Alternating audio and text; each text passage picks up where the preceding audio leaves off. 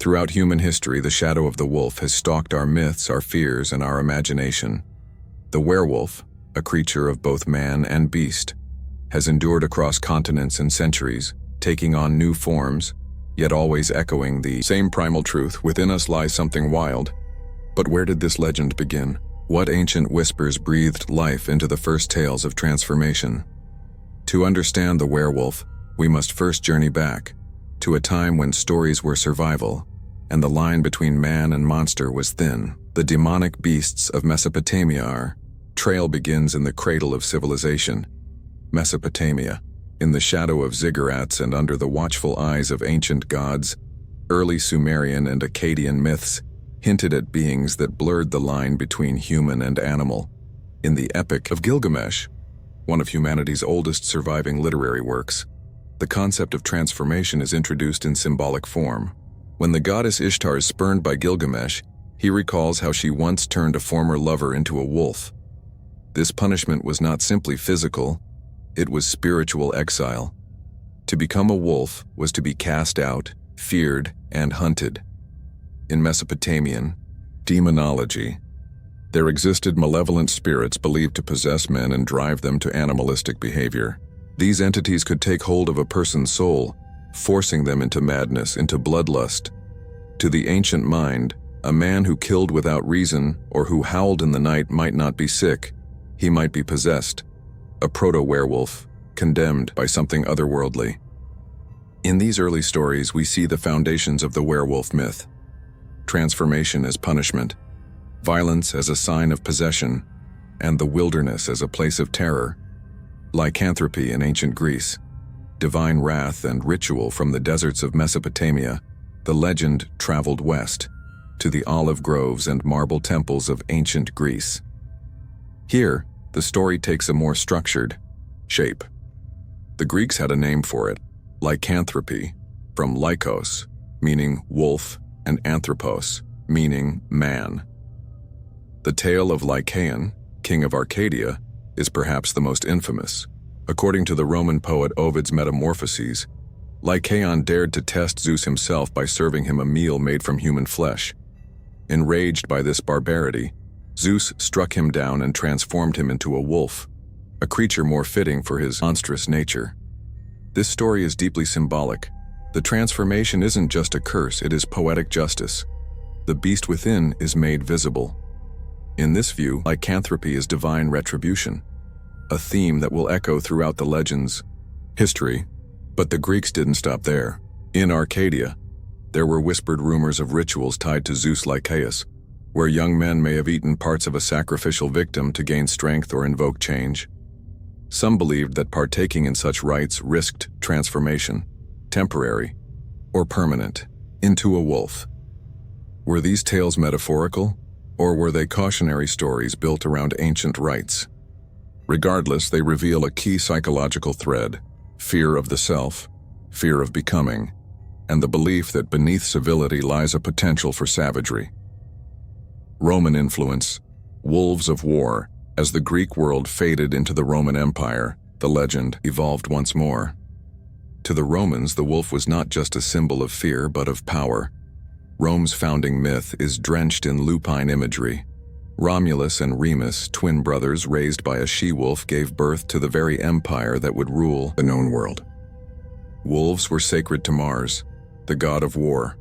They represented ferocity, loyalty, and conquest. Yet the idea of man turning into wolf never vanished. Roman historians like Petronius and Pliny the Elder wrote of soldiers or outcasts who took on animalistic characteristics, some even transforming entirely under the full moon, an image that would later become iconic. The Roman werewolf, unlike the cursed Greek or the demonic Mesopotamian, was sometimes portrayed as a warrior, a force of nature, terrifying but not necessarily evil. He was the embodiment of martial fury, an avatar of the battlefield's chaos. Still, at its core, the idea remained consistent. The human soul, when unbound from law or reason, might revert, might become. Across these ancient civilizations, a key pattern emerges. The werewolf is not merely a monster, it is a reflection, a warning. In Mesopotamia, It is possession. In Greece, divine punishment. In Rome, law power. But in all cases, it speaks to a psychological truth humanity has long feared to confront, that the greatest monsters may not come from the wild, they may come from within. As the ancient world gave way to the medieval, the myths that once resided in marble halls and on clay tablets began to take root in shadowy forests and among whispering villagers. The werewolf, once a symbol of divine wrath or martial ferocity, began to change shape. It became closer to the people and more terrifying for it. This transformation marked a turning point. The werewolf was no longer just a figure of myth, but a living fear passed down in hushed voices, no longer distant. Gods are noble kings, but farmers, neighbors, and strangers could become wolves. The boundary between man and monster thinned, and something else was rising. Something that would forever change the nature of the legend, from divine punishment to primal fear. The shift from ancient mythology to folklore wasn't just a cultural evolution, it was psychological. In earlier eras, werewolves were the result of supernatural punishment or the workings of the gods.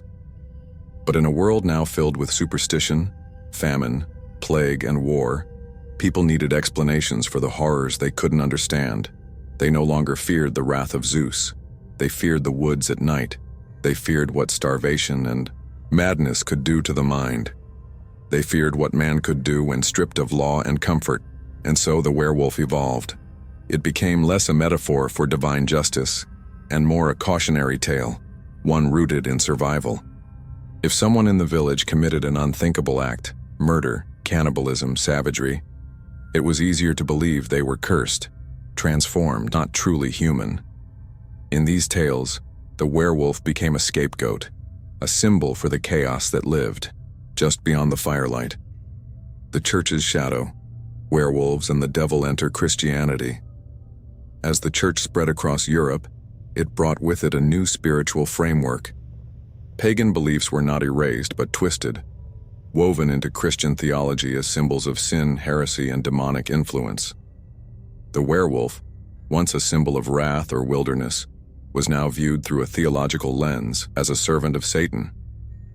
By the Middle Ages, stories circulated of men who made pacts with the devil to gain the ability to transform. The full moon, once tied to lunar cycles and ancient rites, was now seen as a sign of dark magic. Silver, often used in religious rites, and symbols of purity became the only metal that could harm such a creature. This religious reinterpretation had deep psychological implications. The werewolf was no longer a tragic figure or a cursed soul, it was evil incarnate. And just as witches were hunted for their perceived allegiance with darkness, so too were werewolves. In some regions, the two were indistinguishable, but the truth was often far more tragic than supernatural. Werewolves and the unknown. Illness, madness, and the mind, as medical science was virtually non-existent.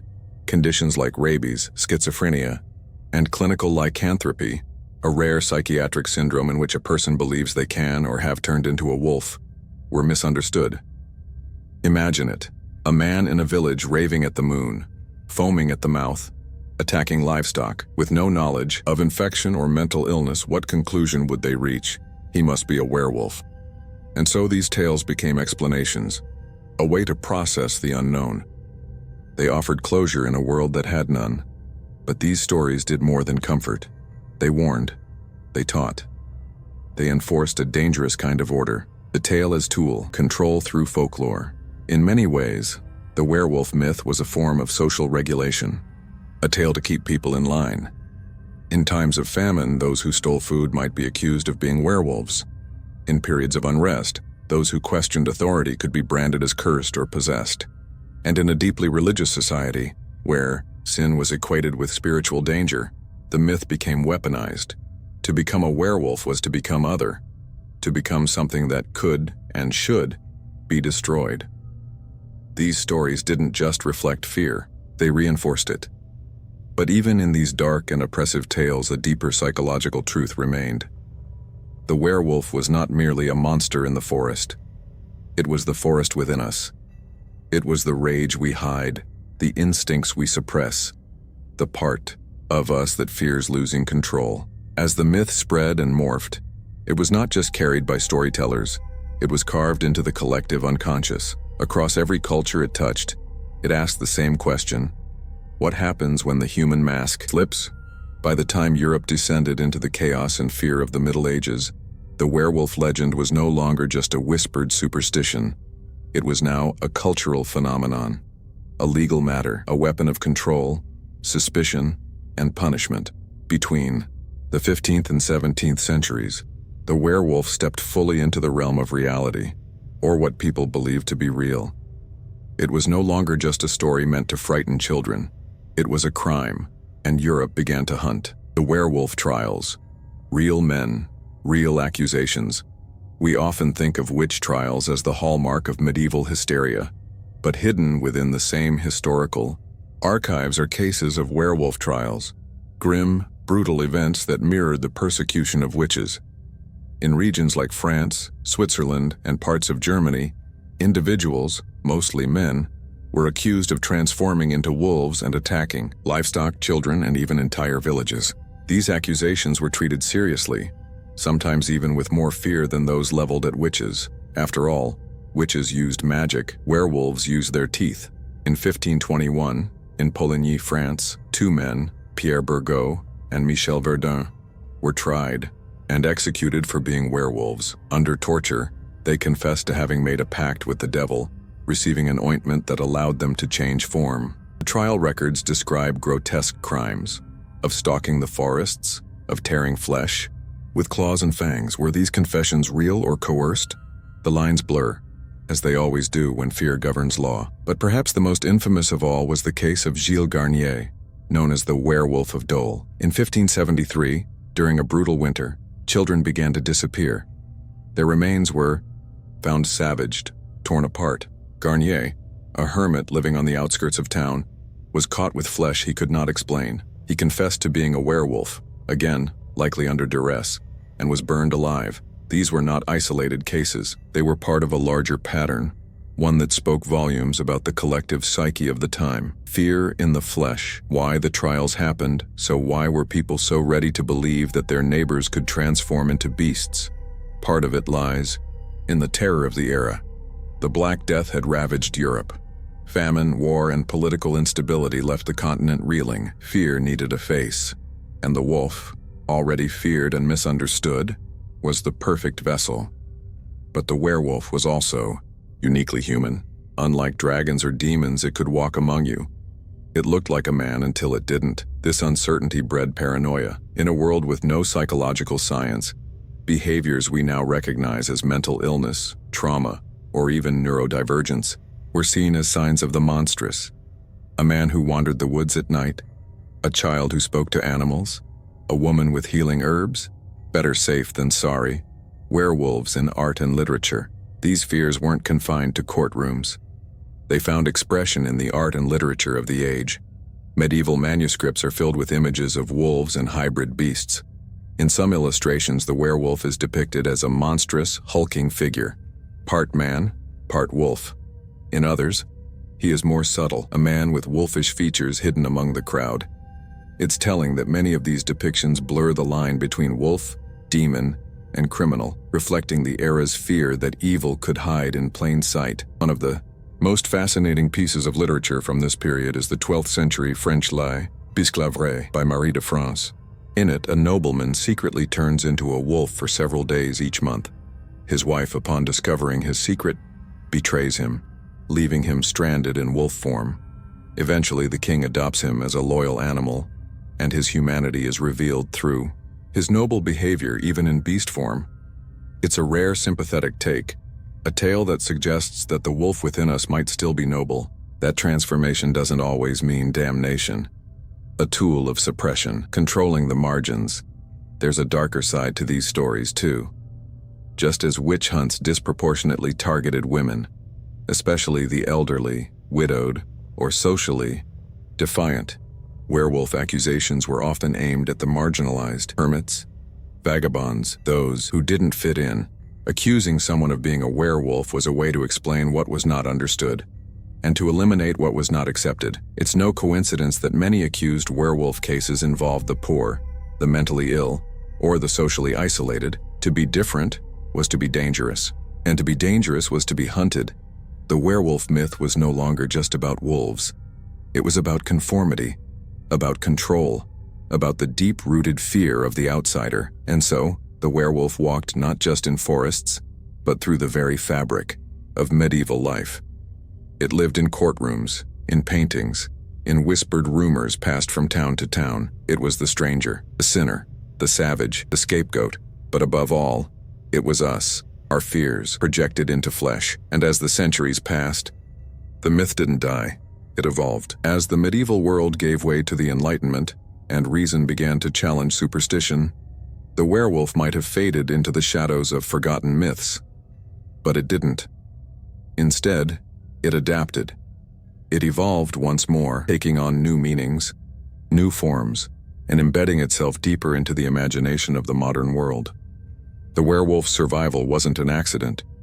It reflected something fundamental about the human psyche, something that science, reason, and progress could not erase. The werewolf awakens, literature breathes new life. In the 19th century, as Gothic literature rose to prominence, monsters were reborn, not as objects of religious fear, but as metaphors for human nature itself. The werewolf, with its dual existence, fit perfectly into this new narrative landscape. One of the earliest literary treatments of lycanthropy in the modern era was The Wolf Leader, 1857, by Alexandre Dumas, a tale that blends folklore with psychological horror. Later, in 1933, Guy Endor's novel The Werewolf of Paris would cement the werewolf's place in modern horror fiction, often described as the werewolf equivalent of Bram Stoker's Dracula. Here, the werewolf was no longer a tool of medieval control or a simplistic agent of evil. It was a tragic figure, torn between its humanity and its primal instincts, a symbol of duality, of repression, of the beast inside the civilized man. The werewolf was not just a monster, it was us. Hollywood's Howl, the silver screen transformation. When the 20th century arrived, the werewolf found a new home: the movies. In 1941, Universal Pictures released The Wolfman, starring Lon Chaney Jr., a film that would forever define the cinematic werewolf mythos. The film introduced elements now considered canon: the bite that passes the curse, the vulnerability to silver, and the inevitable tragedy of transformation.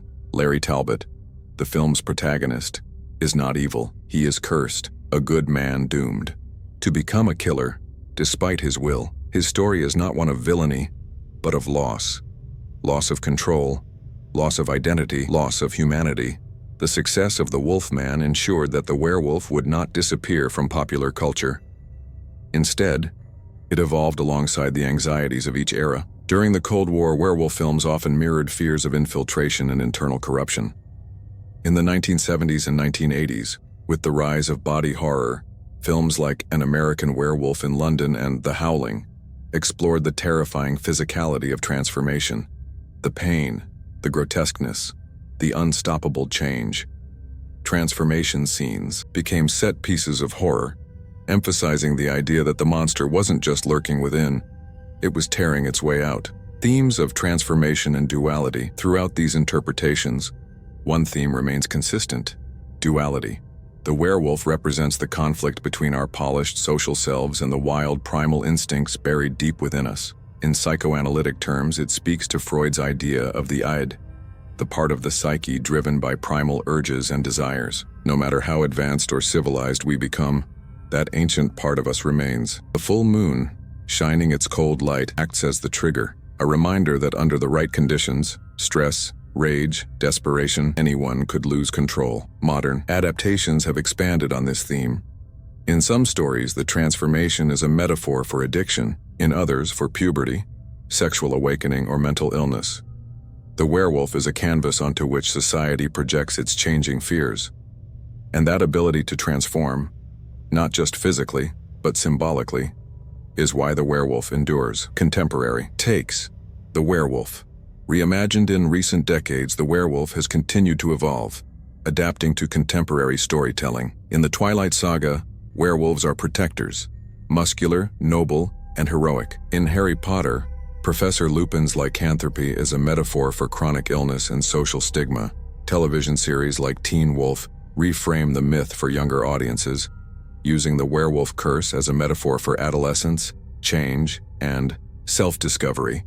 In shows like The Originals and Penny Dreadful, the werewolf becomes a tragic anti-hero, battling inner demons while protecting those they love. Even video games like the Witcher series feature werewolves as tragic monsters, often cursed souls seeking redemption rather than blood. Across these stories, the werewolf is less a villain and more a complex character, tragic, sympathetic, deeply human. Despite the changes in setting, in appearance, and even in tone, the core remains the same. The werewolf is still about the human struggle between civility and savagery, between self-control and surrender, between who we are and who we fear we might become.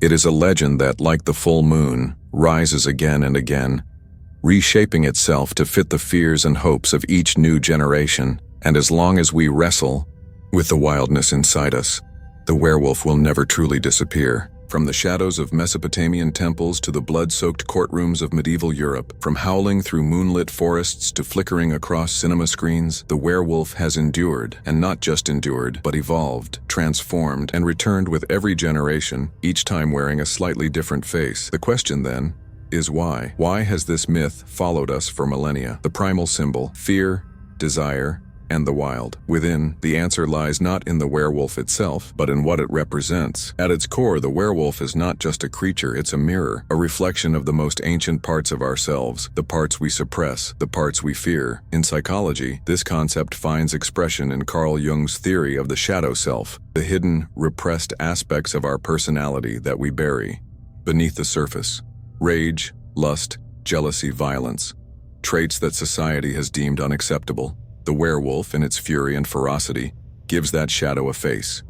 It is what happens when the mask slips, when the boundaries of control erode, when the civilized mind is overtaken by instinct. This is why the transformation is often painful, jarring, horrific, because it's not just about becoming a wolf, it's about losing oneself. But paradoxically, the werewolf is also liberating. It taps into a deep, often unspoken desire to shed the expectations of the modern world, to run wild, to feel powerful, to be unburdened by rules, by reason, by restraint. The werewolf is fear, but also freedom, adaptability, a myth that evolves with us. Few myths have demonstrated the adaptability of the werewolf. Where vampires seduce and ghosts haunt, the werewolf reinvents. In times of war, it becomes the enemy within. In times of social upheaval, it becomes the scapegoat. In modern psychology, it becomes a metaphor for trauma, repression, even identity. And unlike many monsters, the werewolf can be both, villain and victim, sometimes within the same story. That complexity makes it uniquely human. Whether as a cautionary tale or a symbol of self-discovery, the werewolf endures because it changes as we change. The modern mind and the ancient beast today, we live in a world ruled by algorithms, logic, and precision. We are connected, watched, tracked, and optimized. Yet the werewolf remains not as a relic, but as a reminder that beneath the polish of civilization, we are still animals. We still feel rage. We still fear losing control. We still yearn for transformation, whether physical, emotional, or spiritual. The werewolf whispers to us because it speaks in a language older than words. It howls in the spaces between order and chaos, between conformity and rebellion, between who we are and who we could become if the leash ever snapped. And so the legend lives on, in films, in books, in whispered stories around the fire, in dreams of wildness, in fears of what lies beneath our skin.